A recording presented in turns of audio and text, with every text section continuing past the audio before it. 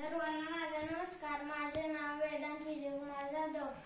आज 28 नोव्हेंबर म्हणजेच महात्मा ज्योतिराव फुले यांची पुण्यतिथी. महात्मा ज्योतिराव फुले यांच्याविषयी मी तुम्हाला आज काही 4 शब्द सांगणार आहे. ते तुम्ही शांतचित्ताने ऐकून घ्यावे अशी माझी नम्र विनंती. महात्मा ज्योतिराव फुले यांचे पूर्ण नाव ज्योतिराव गोविंदराव फुले असे होते. त्यांचा जन्म 11 एप्रिल 1827 रोजी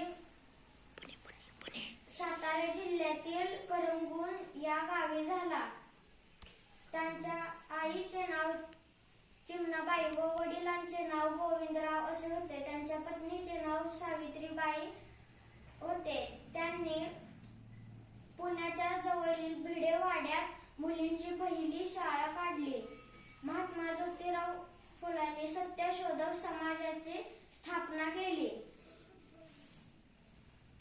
शेतकऱ्याचा सूड हा त्यांचा प्रसिद्ध ग्रंथ होय. ते थोर समाज सुधारक होते.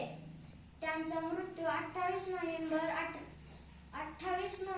1890 साली झाला. एवढे बोलून मी माझे भाषण संपवतो. जय हिंद, जय महाराष्ट्र.